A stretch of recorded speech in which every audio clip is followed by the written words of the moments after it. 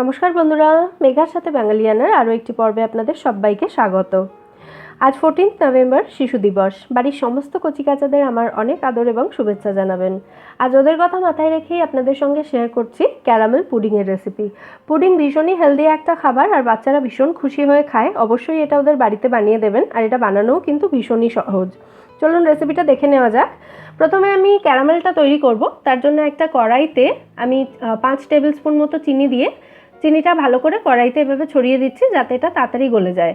আর চিনিটা গলতে দেওয়ার সময় গ্যাসের ফ্লেমটা কিন্তু একদম লোতে রাখতে হবে, বাড়িয়ে দিলে চিনিটা পুড়ে গিয়ে তেতো হয়ে যাওয়ার চান্স থাকে। সেই জন্য একদম লো ফ্লেমে রেখে এভাবে মাঝে মধ্যে একটু নাড়াচাড়া করে দিয়ে চিনিটাকে একদম গলে এরকম লাল হয়ে যেতে দিতে হবে। 7-8 মিনিট মতো সময় লাগবে এই 5 টেবিল স্পুন চিনি গলে ক্যারামেল তৈরি হতে। দেখুন আস্তে আস্তে চিনিটা পুরো এইভাবে গলে লাল হয়ে গেছে। এরপর কিন্তু এটাকে আর বেশিক্ষণ গ্যাসে বসিয়ে রাখা যাবে না, তাহলে কিন্তু এই ক্যারামেলটা পুড়ে তেতো হয়ে যাবে। এবার এটাকে নামিয়ে নিতে হবে। এখানে একটা কেক টিন আমি নিয়েছি পুডিংটা তৈরি করার জন্য। আপনারা যে কোনো টিফিন বক্স বা বাটিতে পুডিং তৈরি করতে পারেন। কেক টিনটার মধ্যে ভালো করে আমি তেল মাখিয়ে রেখেছি, আপনারা এখানে বাটার দিয়েও এটাকে গ্রিস করে নিতে পারেন। এরপরে এই গ্রিস করা পাত্রটির মধ্যে যে ক্যারামেলটা তৈরি করেছিলাম সেটা ঢেলে দিলাম এবং বাটিটা এভাবে ধরে ক্যারামেলটা পুরো বাটির মধ্যে ছড়িয়ে দিতে হবে। তারপর আর এটাতে হাত দেওয়ার দরকার নেই। এবার এটাকে সেট হওয়ার জন্য রেখে দেবো। এটা ঠান্ডা হলেই দেখবেন একদম বাটির মধ্যে আটকে গেছে, হাত দিলে আর হাতেও ফিল হবে না, মানে হাতেও লেগে আসবে না। এরপর একটা কড়াইতে আমি 300 ml মতো ফুল ফ্যাট দুধ নিয়ে মিডিয়াম ফ্লেমে বসিয়েছি। দুধের মধ্যে মিশিয়ে দেবো প্রথমে 4 টেবিল স্পুন মতো চিনি। আমি 4 টেবিল স্পুন দিচ্ছি, আপনারা নিজেদের স্বাদ অনুযায়ী দেবেন। চিনিটা ঠিক হয়েছে না বেশি হয়েছে বা কম হয়েছে সেটা বোঝার জন্য দুধের মধ্যে যখন চিনিটা পুরো মিশে যাবে তখন এটা একটু টেস্ট করে দেখবেন। যদি মনে হয় চিনিটা একটু বেশি হয়ে গেছে তাহলে কিন্তু চিনিটা বুঝবেন একদম ঠিক আছে, কারণ এরপরে এই দুধের মধ্যে ডিমও মেশানো হবে। চিনিটা পুরোপুরি মিশে গেছে। এরপর এর মধ্যে দিয়ে দিচ্ছি আমি 2 টেবিল স্পুন মতো গুঁড়ো দুধ। এই গুঁড়ো দুধটা কিন্তু লিকুইড দুধটাকে অনেক বেশি ক্রিমি করে তুলবে এবং একটু ঘনও করে দেবে, যেটা পুডিংটাকে জমাতে খুব সাহায্য করবে এবং পুডিংয়ের টেক্সচারটাও কিন্তু খুব ভালো হয় এই গুঁড়ো দুধটা দিলে। খুব ভালো করে দুধটাকে মিশিয়ে দিচ্ছি। তারপর 4 থেকে 5 মিনিট এটাকে মিডিয়াম ফ্লেমে ফুটিয়ে মোটামুটি 250 ml করে নিতে হবে এই দুধটাকে। এরপর গ্যাসটা অফ করে দেব, দিয়ে এটাকে একটু ঠান্ডা হওয়ার জন্য রেখে দেব। এরপর একটা বড় বাটিতে আমি এখানে 2টো ডিম ফাটিয়ে রেখেছি। আপনারা একটা ডিম দিয়েও পুডিংটা বানাতে পারেন। ডিমটাকে খুব ভালো করে প্রথমে ফেটিয়ে নিতে হবে। আমি একটা তারের হুইস্কার ইউজ করছি ফেটানোর জন্য, আপনারা কাঁটা চামচ দিয়েও এটা ফেটাতে পারেন। ডিমটা ফেটিয়ে নেওয়ার পর এর মধ্যে দিয়ে দিচ্ছি ঘন করে রাখা দুধটা। তবে দুধটা দেওয়ার সময় খেয়াল রাখবেন যেন দুধটা খুব গরম না থাকে, একদম হালকা গরম অবস্থায় এটা মেশাতে পারেন। সাথে দিয়ে দিচ্ছি 1 টিস্পুন মতো ভ্যানিলা এসেন্স। আপনারা অন্য যে কোনো এসেন্স ইউজ করতে পারেন, আর এসেন্স যদি না থাকে আপনারা এলাচ গুঁড়োও ইউজ করতে পারেন। তবে যে কোনো একটা ফ্লেভার দেওয়াটা ভীষণই দরকার, তা না হলে কিন্তু পুডিং থেকে ডিমের গন্ধ আসতে পারে। এবার সমস্ত উপকরণগুলোকে 2 থেকে 2.5 মিনিট মতো এভাবে খুব ভালো করে মিশিয়ে নিতে হবে।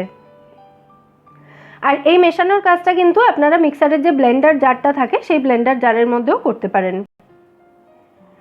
2 থেকে 2.5 মিনিট হয়ে গেছে, এটাকে আমি মেশাচ্ছিলাম। খুব ভালো করে এখন এটা মিশে গেছে। এরপর এটাকে ক্যারামেলের পাত্রের মধ্যে ঢেলে দিতে হবে।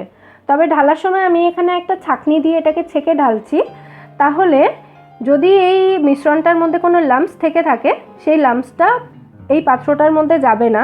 পাত্রটার মধ্যে যদি লাম্পস চলে যায় তাহলে কিন্তু পুডিংয়ের টেক্সচারটা অতটা ভালো হবে না। অনেক সময় দেখবেন পুডিংটা একটু থকথকে টাইপের হয়, সেটা কিন্তু হয় যদি এই মিশ্রণটার মধ্যে লাম্পস থাকে, সেজন্যই।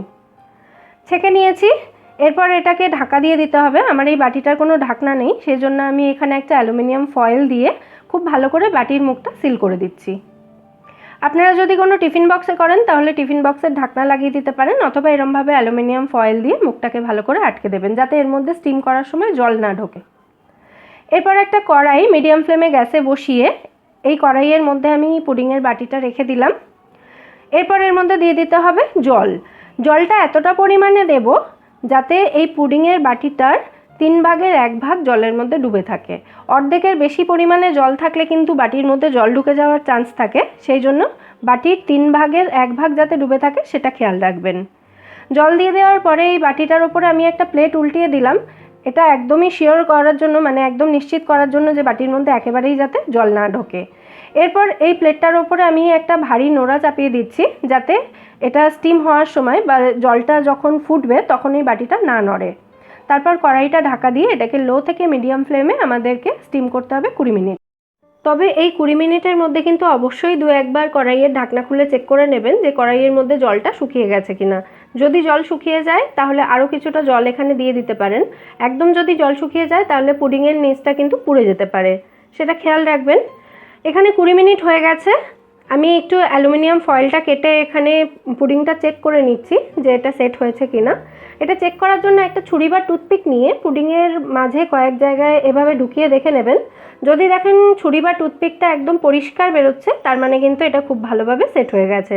আর যদি দেখেন এর মধ্যে কিছু লেগে রয়েছে ছুরির মধ্যে, তাহলে এটা আরও 5 মিনিট মতো স্টিম করলে আশা করি হয়ে যাবে। তবে 15-20 মিনিটের বেশি এটা সেট হতে সময় লাগে না। আর গরম অবস্থাতে এটা একেবারেই বের করতে যাবেন না বাটি থেকে, তাহলে কিন্তু এটা ভেঙে যাবে বের করতে গেলে।